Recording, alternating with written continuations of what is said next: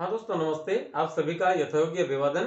आज हम कक्षा 12 के विषय हिंदी अनिवार्य जो कि तीनों चारों प्रकार की जो फैकल्टी है संकाय हैं, आर्ट्स है, साइंस है, कॉमर्स एंड एग्रीकल्चर साइंस, सभी बच्चों के लिए समान रूप से काम आने वाली चीज है। देखिएगा यहाँ हिंदी अनिवार्य का जो पाठ है बिहारी सतसई के कुछ पद, जिसकी रचना कवि बिहारी के रीतिकालीन कवि बिहारी के द्वारा की गई थी। इसके बारे में तीन वीडियो पहले जारी हो चुके हैं। बिहारी का परिचय हम लिख चुके हैं, बता चुके हैं। और बिहारी का जो परिचय है, कवि और लेखक परिचय से संबंधित जो सवाल जो प्रश्न है, उस प्रश्न का अंक भार 4 रहने वाला है। तो आप उस वीडियो को देखें। इससे पहले 2 वीडियो हो रहे हैं, एक में 1 पद है और दूसरे में 4 पद हैं। अब यहाँ हम 6 से लेकर 10 तक के जो पद हैं वो देख रहे हैं। चारों पांचों पद अलग अलग लिखे हुए, अलग अलग कलर की चौक से उनके शब्दार्थ लिखे हुए हैं। आप एक बार स्क्रीनशॉट दे लें, उसके बाद बात करेंगे फिर अगले। देखिए ये 1 जून मतलब कल लिखा था, लाइट ना होने की वजह से हम इस कार्यक्रम को आगे नहीं बढ़ा पाए थे। देखिए पहला दोहा क्या कहता है, राग पे न जाए कि भजन कयो ताते भजो भजो नए को बार, दूरी भजन जाते कयो सोते भजो गवार, बिहारी सोते भजो गवार। अब यहां देखेंगे शब्दार्थ देखते हैं। भजन का अर्थ है उपासना, भजन का उपासना या पूजा करना या उसकी भक्ति करना। कयो कहा, ताते उससे, भजो भाग गए, तुम दूर होते गए उससे। और दूसरी पंक्ति में ये जो भजो था इसका अर्थ है दूर होता गया। और दूसरा फिर भजो शब्द आया है, भजो पूजा, पूजा करना, उसकी भक्ति करना, उसके गुणगान करना, उसकी उपासना करना। इस भजो का अर्थ पूजा करना, नेवानी नहीं, एकवानी एक भी, और बार का मतलब एक भी बार आपने नहीं किया। दूरी भजने, दूर भागने के लिए, दूर जाने के लिए, जाते गयो, जाते का अर्थ है जिससे, कि जिससे दूर जाने के लिए कहा, सो उससे, उसके, उससे तू जो दूरी भजन जाते कयो, सोते भजो गंवार। सो मानी उससे, ते तूने, और भजो पूजा की, गंवार बुद्धिहीन, हे बुद्धिहीन मनुष्य। यहां कवि एक भक्त व्यक्ति है, एक भक्त आदमी है, वह अपने ही मन को समझा रहा है कि मैंने भजन कयो ताते भजो, कि मैंने तुझे जिसकी उपासना करने के लिए कहा था, ताते भजो, तुम उससे दूर होते चले गए। क्या होते चले गए? दूर होते चले गए। भजो न एको बार, तुमने उसको एक बार भी नहीं पूजा या एक बार भी उसका स्मरण नहीं किया, तुमने एक बार भी उसका स्मरण नहीं किया। दूरी भजन जाते कहो, जाते का अर्थ जिससे, दूरी भजन का अर्थ है दूर भागना, और जिससे तुझे दूर भागने के लिए कहा था, सोते भजो गंवार, उसी को तूने बार बार भजा। हे मनुष्य, हे बुद्धिहीन मन, हे मेरे बुद्धिहीन मन, तुमने उसकी बार बार उपासना की, उसे स्मरण किया। कि मतलब ये है कवि का कि जो मानवीय दुर्बलताएं हैं, अवगुण हैं, कमजोरियां हैं, माया मोह है, सांसारिक जो दुर्बलताएं हैं, उनसे मैंने तुझे दूर भागने के लिए कहा था। कि मैंने भजन कहो, कि ईश्वर के भजन भाव करने के लिए कहा था, उससे तो तू दूर होता गया। और भजो न एको बार, उसको तुमने एक बार भी पूजा नहीं।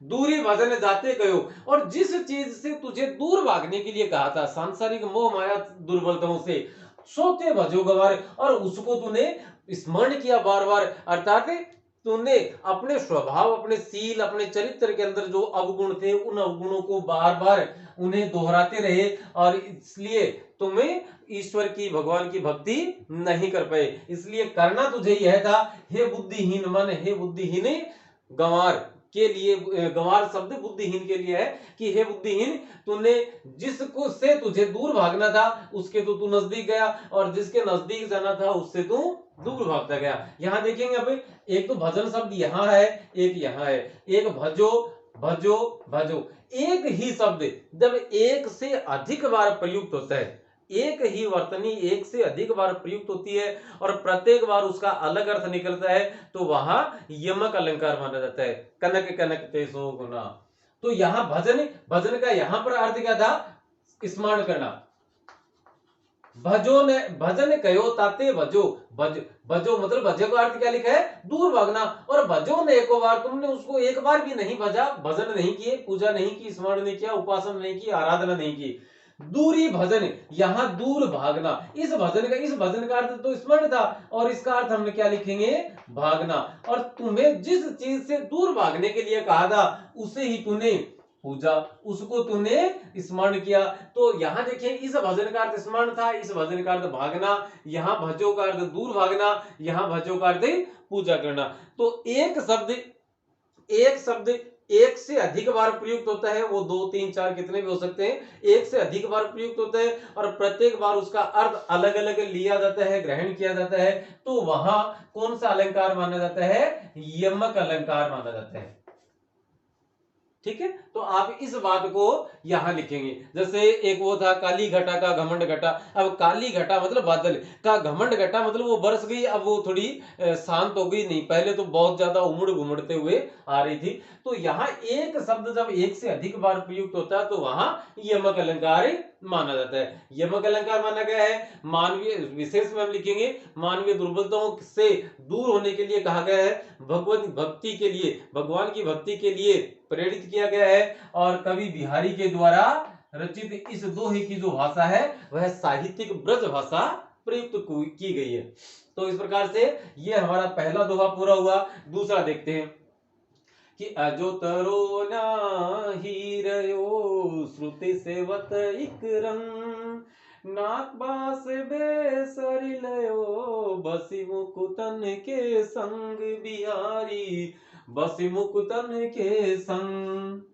यहां देखेंगे पहले इसके अजो का मतलब अभी तक, तरोना मतलब तारा नहीं, और एक कहते हैं कान के आभूषण को, कान में जो पहने जाने वाला आभूषण है उसको। श्रुति का अर्थ होता है, श्रुति जैसे मानव शरीर का एक अंग कान भी कहते हैं। और श्रुति जो 4 वेद हैं, ऋग्वेद, सामवेद, अथर्ववेद और ऋग्वेद, यजुर्वेद, सामवेद और अथर्ववेद, इन चारों वेदों का जो समूह है उस समूह को भी वे श्रुति के नाम से पुकारा जाता है। सेवत का अर्थ है सेवा करना। नाक का अर्थ है एक तो हमारी नासिका, एक तो मानवीय अंग है, और दूसरा नाक कहते हैं स्वर्ग को भी।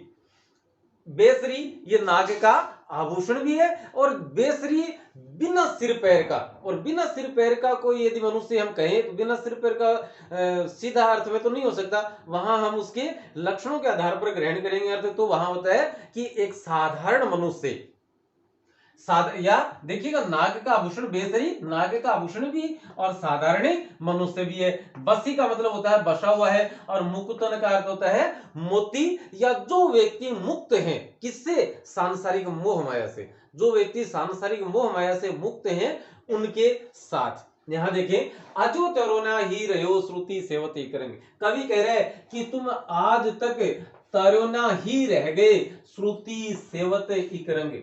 कान के आभूषण को, कान का जो आभूषण है उस आभूषण को संबोधित करते हुए, उसे बुलाते हुए कवि कह रहा है कि तुम आज तक तरोना ही रह गए, तुमने जबकि क्या किया, भगवान के कानों की तूने क्या की है, लगातार इक रंग का अर्थ होता है लगातार तुमने उसकी सेवा की है।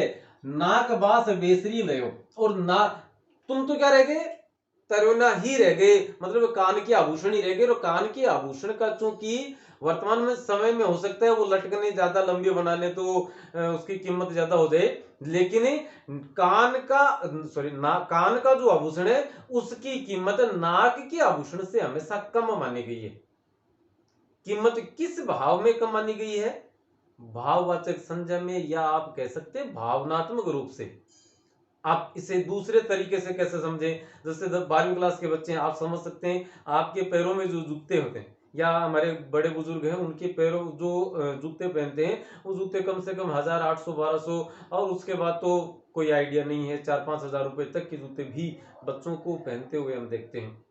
सिर पर जो पगड़ी पहनी जाती है, जो पाग पहनी जाती है, जूते और पगड़ी इन दोनों में अंतर देखिएगा आप। जूते हमारी प्रतिष्ठा का, हमारे अमीरी का प्रतीक हो सकते हैं, हमारी प्रतिष्ठा का प्रतीक नहीं हो सकते, हमारे मान सम्मान का प्रतीक नहीं हो सकते। यदि हम कहें तो यह कहा जाता है कि पगड़ी उछाड़ दी, पगड़ी चाहे वो 400 500 हजार रुपए में ही क्यों ना हो, और जूते आपने 5000 रुपए की क्यों न पहन रखे हो, लेकिन जब उछाली जाती है मतलब अपमान किया जाता तो पगड़ी का। तो इसीलिए कान का जो आभूषण है उसकी कीमत नाक के आभूषण से हर हमेशा कम मानी गई है। उसी अर्थ में इसे देखें कि नाक बास बेसरी लयो बसी मुकुतन के संग। और नाक बास बेसरी, बेसरी जो था, बेसरी का अर्थ क्या है? नाक का आभूषण। नाक का आभूषण है वो नाक बास, वो नाक में बसते हुए किसके साथ? मुकुतन। और मुकुतन का अर्थ आपने यहाँ क्या लिखा है? मोती। वो मोतियों के संग रहने की वजह से वो नाक बास, वो नाक में पहना गया और स्वतः ही उसकी कीमत में इजाफा हो गया, उसकी कीमतें बढ़ गई, उसकी कीमत में वृद्धि हो गई, अर्थात वो ज्यादा महत्वपूर्ण बन गया। जबकि उसने क्या किया था? नाक की सेवा नहीं की, वो सिर्फ नाक में पहना गया। और तुमने क्या किया? उसकी कानों की, भगवान के कानों की सेवा की, बावजूद उसके भी तुम क्या रह गए? तुम्हें तरोना ही रह गए। और तरोना का दूसरा, अब इसे कवि ये नहीं कहना चाह रहा था, अब इसे दूसरे अर्थ में देखते हैं। कवि यहाँ क्या कहना चाहता है कि तुम तरोना ही रह गए, कि तुम अभी तक तरे नहीं हो। तरने का मतलब होता है जैसे संसार को हम यदि एक सागर मान लें तो इस किनारे से उस किनारे, मतलब संसार से पार उतर जाना, कि तुम संसार के पार नहीं उतर गए। तुमने क्या किया? तुमने श्रुति का अर्थ हम यहाँ फिलहाल वेद लेंगे, कि तुमने वेदों का अध्ययन किया। वैदिक जो मंत्रोच्चार हैं या वैदिक जो परंपराएं हैं, उन वैदिक परंपराओं के मानते रहने के कारण बावजूद भी और तुम तरोना ही रह गए, मतलब इस संसार रूपी सागर से पार नहीं उतर पाए। और बेसरी का अर्थ होता है बिना सिर पैर का। हमने यहां से एक लिखा है, देखो, साधारण मनुष्य, कि साधारण सा जो आदमी था वो क्या हो गया? वो नाकबास हो गया। नाक का दूसरा अर्थ होता है स्वर्ग, वो स्वर्ग का वासिंदा हो गया। वो कहां चला गया? वो स्वर्ग में चला गया। अर्थात स्वर्ग का अर्थ में चले जाने का अर्थ यहाँ पर आप मरने से नहीं माने, स्वर्ग का अर्थ स्वर्ग में चले जाने का अर्थ यहाँ पर है कि वह सांसारिक मोह माया बंधनों से मुक्त हो गया। किसके कारण से? बसी मुकुतन के संग। और वो कहां जाकर? स्वर्ग में जब जाएगा, नाक मतलब स्वर्ग में यदि वो चला गया तो स्वर्ग में पहले से जो लोग हैं वो किस प्रकार के? वो मुक्त हैं, सभी प्रकार की सांसारिक मोह माया बाधा अवगुण दोष इन सब से मुक्त हैं। तो वह वहां नाक में जाकर, मतलब स्वर्ग में जाकर और मुक्त लोगों के साथ जाकर बस गया है। कौन? बेसरी, जो साधारण मनुष्य है, जो बिना सिर पैर का मनुष्य है, मतलब जो हम ये कह सकते हैं जो विवेकहीन मनुष्य है, वो किसकी वजह से? मोतियों के साथ की वजह से। मतलब जो मुक्त लोग थे, जो मुक्तगामी है या जो सांसारिक मोह माया से एकदम मुक्त हैं, उन लोगों के साथ रहने की वजह से भले ही उसे किसी प्रकार का किताबी ज्ञान नहीं है, भले ही उसे वैदिक ज्ञान नहीं है, फिर भी वह भले लोगों के, मुक्तन का अर्थ यहाँ पर जो मुक्त कौन होते हैं? भले लोग। तो भले लोगों के साथ रहने की वजह से वह और नाकवास वह स्वर्ग में रहने के लायक हो गए। जबकि तू इस श्रुति का अर्थ चार वेद, तुम इन श्रुतियों के चक्कर में पड़े रहे, वैदिक मंत्रोच्चार करते रहे, वैदिक जो परंपराएं हैं या जो अवधारणाएं हैं उनको मानते रहे, और उनको मानने से तुम वैदिक के एक किताबी जान वाले कीड़े बन गए, किताबी जान वाले मनुष्य बन गए, और तुम मुक्ति को प्राप्त नहीं कर पाए। दोबारा देखें अब इसको। पहले पहले अर्थ में क्या कह रहे हैं कि तुम अजो तरोना ही रहे हो, कि तुम अभी तक कान के आभूषण ही रह गए, जबकि तुमने लगातार भगवान के कानों की सेवा भी की है। नागबास बेसरी ले, और बेसरी है वो नागबास हो गई, नाक में रहते हुए भी बसी मुकुतन के संग, वो नाक में पहनी जाती है लेकिन उसमें मोती होते हैं, वो मोतियों के साथ पहनी जाती है, इसलिए उसकी कीमतें ज्यादा हो गई। कवि साधारण अर्थ हमें नहीं देना चाह रहा, कवि यह कह रहा है कि हे मनुष्य, तुम वैदिक किताबी ज्ञान के पीछे पड़े हो, वैदिक मतलब श्रुति, तुम वैदिक ज्ञान के पीछे पड़े हो, इसलिए तुम आज तक क्या रह गए? तुम तरोना ही रह गए। और जो बेसरी था, जो साधारण मनुष्य है, वह स्वर्ग का वासिंदा हो गया, वह स्वर्ग में चला गया या उसे स्वर्ग प्राप्त हो गया, और बसी मुकुतन के संग। क्यों? क्योंकि वह स्वर्ग में जाकर मुक्त जो लोग हैं, जो सांसारिक भव बाधाओं से मुक्त जो लोग हैं, उनके साथ रहेगा। और क्यों हुआ? क्योंकि उसने कभी इन वैदिक मंत्रोच्चारों का, वैदिक ज्ञान का प्रयोग नहीं किया। वह यहाँ भी मुक्त लोगों के साथ ही रहा। अतः अब हमें ये निश्चय करना है कि हमें सिर्फ किताबी ज्ञान लेना है, वैदिक ज्ञान लेना है, या एक प्रकार से हम कहें कि अवगुण दोष रहित जिंदगी बिता करें और हमें स्वर्ग का वासी होना है। और यहाँ पर स्वर्ग की कल्पना जो की जाती है वो किसी ने नहीं देखा, मरने के बाद तो कोई बताता नहीं, जीवित कोई जा नहीं सकता। जो स्वर्ग की कल्पना हम लोग करते हैं या जन्नत की करते हैं वहां, तो यही स्वर्ग है कि संतुष्ट हैं यदि हम अपनी लाइफ में, अपनी जिंदगी में, वही हमारे लिए स्वर्ग है। तो हम इस किताबी ज्ञान से, इस वैदिक मंत्रोच्चार से पीछे निकले। अब बात आती है कि कवि के द्वारा ब्रज भाषा का, साहित्यिक ब्रज भाषा का प्रयोग किया गया है। तरोना शब्द एक शब्द आया, दो अर्थ लिए, एक तो कान का आभूषण, दूसरा तारा नहीं है, मतलब मुक्त नहीं हुआ। और दो अर्थ लिए गए, नाग के दो अर्थ लिए गए, एक नासिका लिया गया है, सॉरी श्रुति के दो अर्थ कान और वेद लिया गया है। नाग के दो अर्थ हैं, नासिका और स्वर्ग। बेसरी के दो अर्थ हैं, एक तो नाग का आभूषण है और एक साधारण सा मनुष्य है। मुकुतन का अर्थ होता है, मतलब नाग के अर्थ में तो मोती के साथ, बेसरी किसके साथ पहनी गई, मोती के साथ, मोती पिरोया गया उसमें। और वैसे दूसरा अर्थ इसका है मुक्त लोग, मुक्त व्यक्ति, या हम कहें कि साधु व्यक्ति, सज्जन व्यक्ति। साधु का अर्थ वो भगवान धारण करने वाले या जो मोटे सन्यासी, वो नहीं। साधु का अर्थ यहाँ पर है सज्जन व्यक्ति, कि सज्जन व्यक्तियों के साथ रहा। जब कोई शब्द, यहां हमने लिखा, पढ़ा कि जब कोई शब्द एक से ज्यादा बार आता है और प्रत्येक बार अलग अलग अर्थ होता है तो यमक अलंकार की प्राप्ति होती है। इसमें कौन सा अलंकार है, यहाँ पर श्लेष अलंकार है। श्लेष अलंकार में हम क्या पढ़ते हैं कि जब कोई शब्द एक ही बार प्रयुक्त होता है, यहां शब्द एक से ज्यादा बार था, एक ही बार प्रयुक्त होता है, लेकिन प्रसंग के अनुसार उसके एक से अधिक, दो तीन चार, एक से अधिक अर्थ ग्रहण किए जाते हैं, तो वह श्लेष अलंकार माना जाता है। तो यहाँ पर श्लेष अलंकार का प्रयोग हुआ है।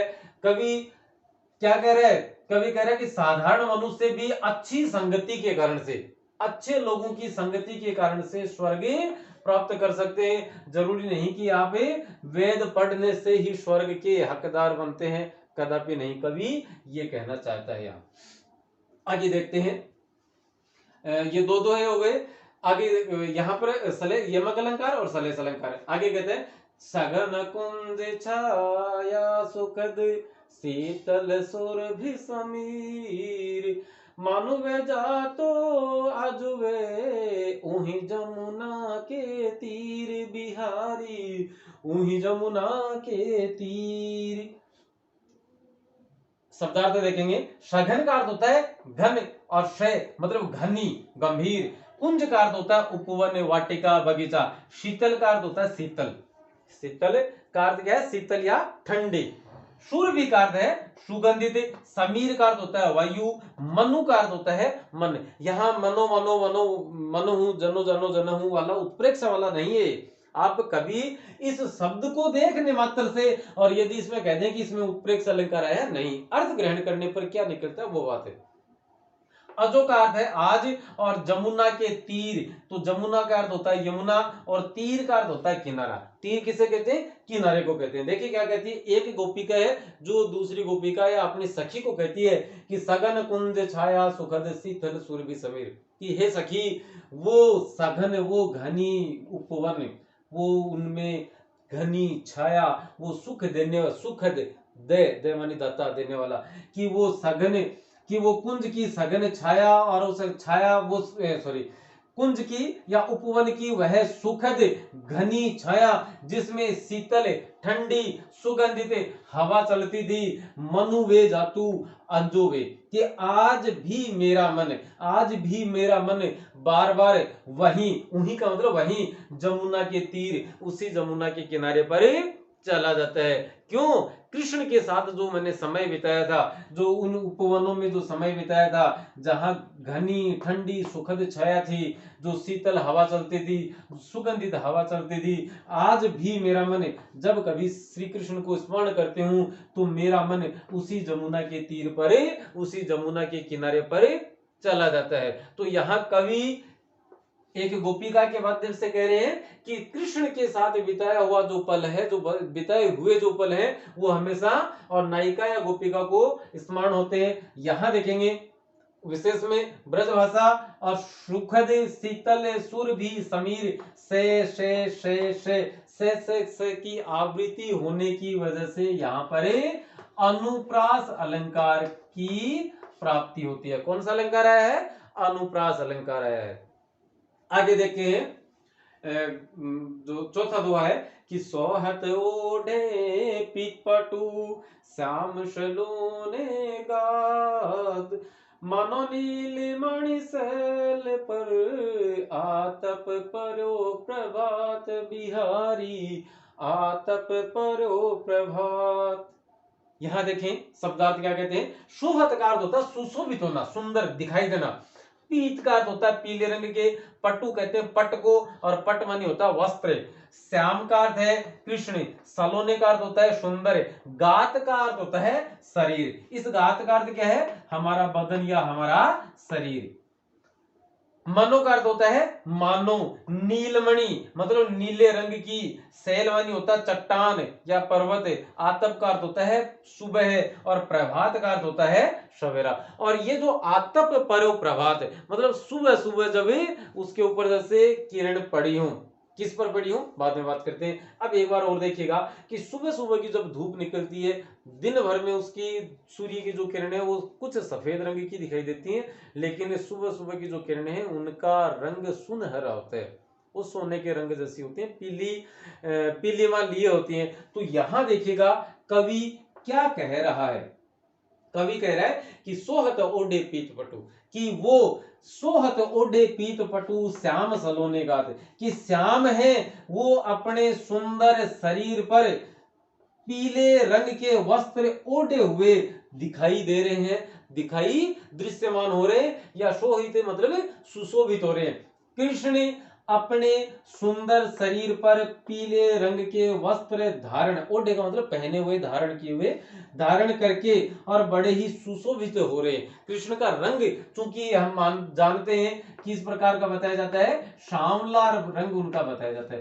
कृष्ण का रंग यदि सांवला है, आप कल्पना कीजिए कृष्ण का रंग सांवला है, उन्होंने वस्त्र कैसे पहन रखे हैं? पीतांबर पहन रखे हैं, कि पीले रंग के कपड़े पहनकर श्याम बड़े ही सुशोभित, कृष्ण बड़े ही सुशोभित हो रहे। मनो नीलमणि शैल पर आतप परे प्रभात, ऐसा लग रहा मानो यहां इस मानो शब्द में उत्प्रेक्ष अलंकार है। मानो कल्पना कर लीजिए अभी कि नीलमणि की नीले रंग की शैल चट्टान, और नीला रंग सांवले रंग किससे मिलता जुलता, कि सांवले रंग की उस चट्टान पर जैसे आतप मतलब धूप पड़ रही है सुबह सुबह की, कि जैसे सुबह सुबह प्रभात के समय किसी चट्टान पर जब सूर्य की किरणें पड़ती हैं तो उस चट्टान का रंग कुछ पीला दिखाई देने लगता है, कुछ सुनहरा सोने के रंग जैसा दिखाई देने लगता है।